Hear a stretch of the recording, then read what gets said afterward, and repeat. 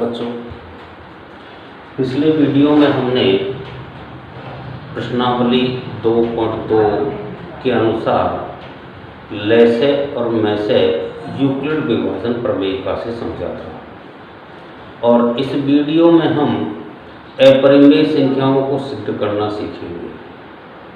Video को शुरू से लेकर के अंत तक देखें और यदि चैनल पर नए हैं तो सब्सक्राइब करें। वीडियो बहुत अच्छी लगे तो आप सब्सक्राइब करें। देखिए, आज हम अपरिमेय संख्याओं को सिद्ध करेंगे। अब हम एक बात ये जानते हैं कि जब किसी सही चीज़ को सही साबित करना होता है तो पहले हम उसको गलत मानते हैं। अब हम इस बात को जान रहे हैं कि ये अंडर दो एक अपरिमेय संख्या है। ये सत्य बात है, लेकिन इस सत्य को सत्य साबित करने के लिए, सही को सही सिद्ध करने के लिए हमको एक गलत मान मानना पड़ता है। तो यहाँ इसका जब हम हल करेंगे तो यहाँ हल में देखिएगा, माना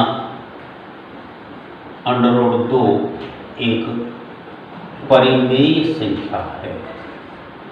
हमने इसको एक परिमेय संख्या मान लिया। किसको? अपरिमेय। जब ये परिमेय संख्या हमने मान लिया तो हम इस बात को जानते हैं कि परिमेय संख्या P/Q के रूप में लिखी जा सकती है। तो हम यहाँ लिखेंगे, अतः अंडर दो बराबर P/Q, जहाँ P व Q पूर्णांक व सह अभाज्य संख्या है। सह अभाज्य संख्या है तथा Q बराबर 0 नहीं है। अब यहाँ एक संख्या हमारे पास आई, सह अभाज्य संख्या। अब इस सह अभाज्य संख्या के बारे में आपको मैंने पहले जो वीडियो बनाए थे उसमें परिभाषाओं में आपको समझाया गया है। फिर भी आपको थोड़ा सा मैं बता देता हूँ कि सह अभाज्य संख्या वह एक भिन्न होती है जिसे हम सरलतम भिन्न के नाम से जानते हैं। उस भिन्न के अंदर एक के अलावा और कोई संख्या कॉमन नहीं आती है। अंश और हर दोनों में हम देखते हैं तो एक के अतिरिक्त और किसी संख्या का समान रूप से भाग नहीं जाता है, वो हमारी सह अभाज्य संख्या होती है। अब हम यहाँ देख रहे हैं कि ये अंडर दो बराबर P/Q है, तो हम क्या करेंगे, इस Q को अंडर दो से गुणा करेंगे। अंडर दो Q बराबर P। अब हम देख रहे हैं कि हमें यहाँ अंडर लगा हुआ है, तो इस अंडर को हटाना है और अंडर को हटाने के लिए हम वर्ग करते हैं। तो यहाँ हमने दोनों पक्षों का वर्ग करने पर, जब हम वर्ग करेंगे तो हमारे पास क्या हो जाएगा, ये तो 2 हो जाएगा, ये Q² बराबर P²। ये एक समीकरण हमारे पास प्राप्त हो गया। अब इस समीकरण के अनुसार हम देखते हैं, यहाँ जो 2Q² है ये किसके बराबर है, P² के बराबर। और ये 2Q² के हम अगर अभाज्य गुणनखंड करते हैं तो हमारे पास क्या आएगा। देखिए, आपको एक बात और मैं बता रहा हूँ, मान लीजिए हमारे पास 20 है। इस 20 के जब हम अभाज्य गुणनखंड करते हैं तो 2 गुणा 2 गुणा 5 हमारे पास में अभाज्य गुणनखंड हुआ। अब हम देख रहे हैं कि इस 2 का भाग पूरा पूरा इस 20 में चला जाता है। ऐसे ही इस 2 का देकर देखें तो भी चला जाता है, और अगर हम 5 का देकर के देखें तो भी चला जाता है। तो इसका मतलब क्या हुआ, इसका मतलब ये हुआ कि जो ये गुणनखंड होते हैं प्रत्येक गुणनखंड का भाग संख्या में चला जाता है। ऐसे ही हम यहाँ देख रहे हैं कि 2q², जो हमारे पास 2q² है, इसके जब हम गुणनखंड करते हैं तो 2 × q × q। इसका मतलब है कि ये जो 2q² है, इसमें 2 का भी भाग चला जाता है, q का भी चला जाता है और q² का भी चला जाता है। तो इसका मतलब क्या हो गया कि 2q² इसका एक गुणनखंड हो गया। तो हम यहाँ लिखेंगे हमारे पास में कि 2, देखो जब ये 2q² है, ये इस p² के बराबर है, तो इसका मतलब है कि 2 का भाग p में भी आसानी से चला जाता है। तो यहाँ लिखेंगे p², 2 का p² 2 से पूर्णतः विभाजित है।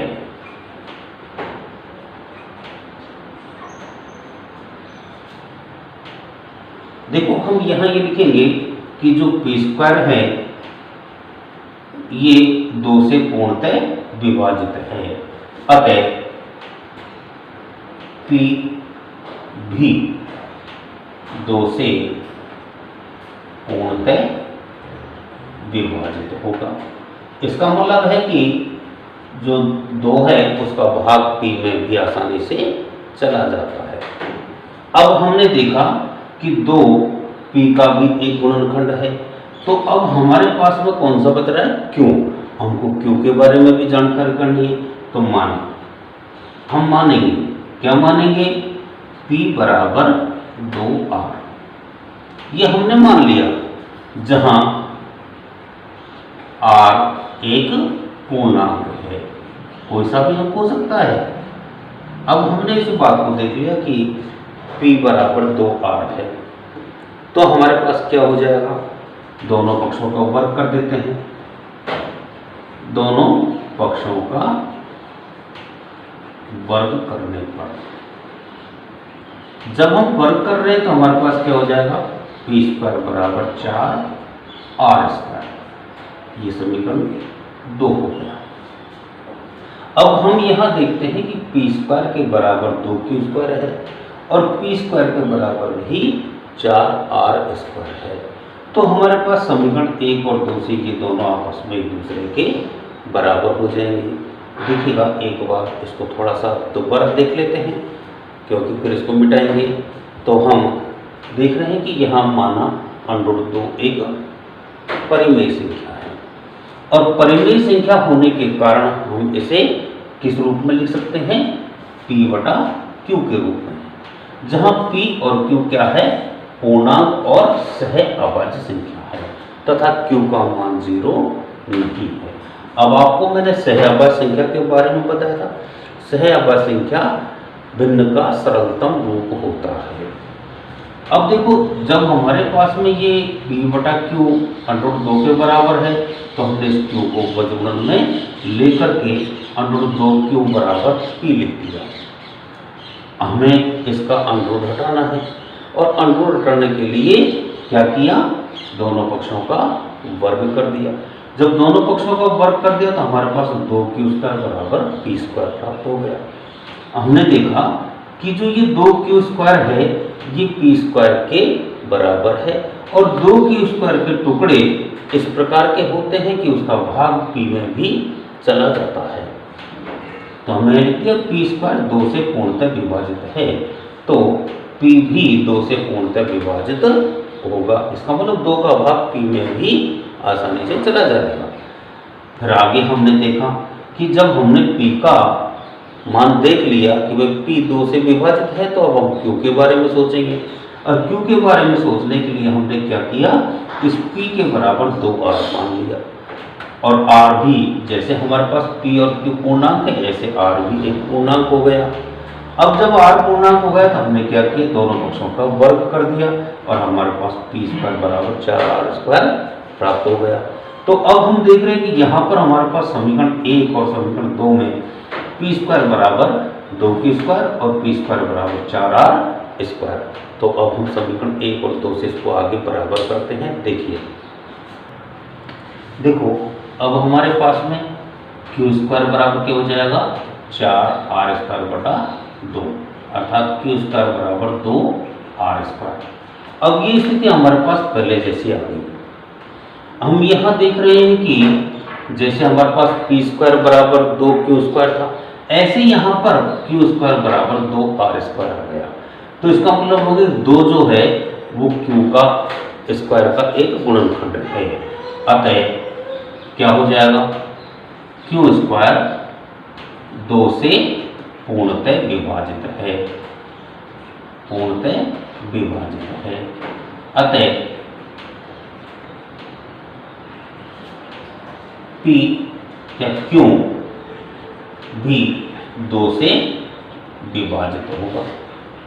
अब हम इस बात को जान गए कि इस Q में भी 2 का पूरा पूरा भाग चला जाता है। अब हम इस बात में हमने देखा पहले और अब कि P में भी 2 का पूरा पूरा भाग चला जाता है और Q में भी 2 का पूरा पूरा भाग चला जाता है। तो इसका मतलब हो गया कि 2 P को भी विभाजित करता है, Q को भी विभाजित करता है, दोनों को विभाजित कर देता है। तो यहाँ हम मानते हैं कि इससे सिद्ध होता है कि P व Q सह अभाज्य संख्या नहीं है, सह अभाज्य संख्या नहीं है। क्यों नहीं है? क्योंकि इसमें 1 के अलावा अन्य संख्या का भाग ही नहीं जाता, परंतु यहाँ 2 का भी भाग दोनों में जा रहा है। यह हमारी गलत कल्पना के कारण प्राप्त हुआ है, यह हमारी गलत कल्पना के कारण प्राप्त हुआ है। अब हमने ऐसा क्यों हुआ? क्योंकि हमने एक अपरिमेय संख्या को परिमेय संख्या मान लिया था, अर्थात हमने उसकी कल्पना गलत कर ली थी। अतः सिद्ध होता है, कि √2 एक अपरिमेय संख्या है। हम इस बात को जान गए और यही हमें सिद्ध करना है। तो समझ में आ गया आपके? एक बार देख लीजिएगा थोड़ा सा, क्योंकि हमने समीकरण 1 और 2 से 2q² बराबर 4r² हमने ले लिया। किससे आया ये? समीकरण 1 व 2 से। अब जब हमने इस 2 का भाग दिया तो हमारे पास क्या प्राप्त हो गया? q² बराबर 2r²। हमें इस बात से, इसको देखने से ये पता लगा कि ये जो 2 है q² का एक गुणनखंड होगा। तो इसका मतलब है कि 2 का भाग q² में चला जाता है तो 2 का भाग q में भी चला जाता है। जब पहले हमने देखा कि 2 का भाग q में भी चला जाता है, p में भी चला जाता है, 2 का भाग q में चला जाता है, तो इसका मतलब है कि ये दोनों सहअभाज्य संख्या नहीं है, क्योंकि सहअभाज्य संख्या में तो 1 का ही भाग जाता है, कॉमन 1 ही होता है, इसमें तो 2 भी आ गया। तो ये ऐसा क्यों हुआ?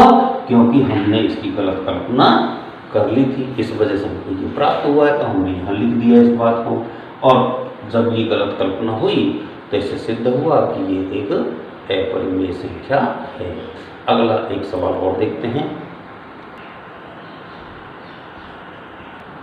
देखो हमारा दूसरा जो सवाल है उसमें दिया गया है कि सिद्ध करो √7√2 एक अपरिमेय संख्या है। अब हमें इसको सिद्ध करना है।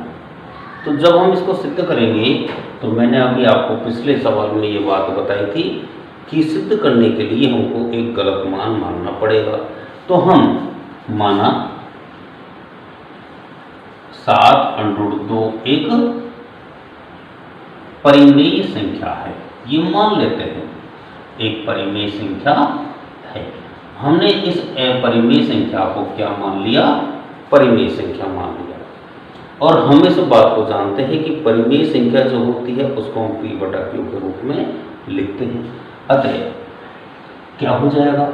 7√2 बराबर P/Q, जहाँ P व Q पूर्णांक व सह अभाज्य संख्या है तथा Q बराबर 0 नहीं है। हमने इस बात को देख लिया और समझ लिया। अब हमें क्या करना है, इसको सिद्ध करना है। तो हम एक बात जानते हैं कि √2 एक अपरिमेय संख्या है, क्योंकि अभी हमने सिद्ध किया था। जब ये बात हम जानते हैं तो यहाँ पर अकेला √2 हमको रखना है और 7 को हम क्या करेंगे, दूसरे पक्ष में भेजेंगे। तो 7 क्या है, √2 का गुणांक है। तो क्या होगा, √2 बराबर P/7Q, ये हमारे पास प्राप्त हो जाएगा। अब हम यहाँ देखें कि P/7Q क्या है, एक परिमेय संख्या है। जब ये एक परिमेय संख्या है तो ये √2 के बराबर है। तो इसका मतलब है कि ये √2 भी एक परिमेय संख्या होगी। तो यहाँ हम लिखते हैं, यहाँ P/7Q एक परिमेय संख्या है। अतः √2 भी एक परिमेय संख्या होगी। हम इस बात को जान गए, लेकिन हम इस बात को जानते भी हैं, क्या जानते हैं कि अभी हमने थोड़ी देर पहले सिद्ध किया था कि √2 एक अपरिमेय संख्या है। तो इसका मतलब है कि ये हमारे पास गलत हो गया। तो ऐसा क्यों हुआ, क्योंकि हमने मान को गलत माना है, इसलिए हमारे सामने ऐसी समस्या आई। तो यहाँ हम लिख लेते हैं, परंतु हम जानते हैं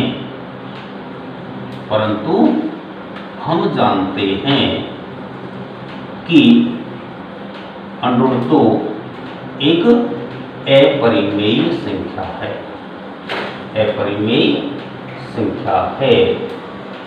यह हमारी गलत कल्पना के कारण हुआ है, गलत कल्पना के कारण हुआ है। अतः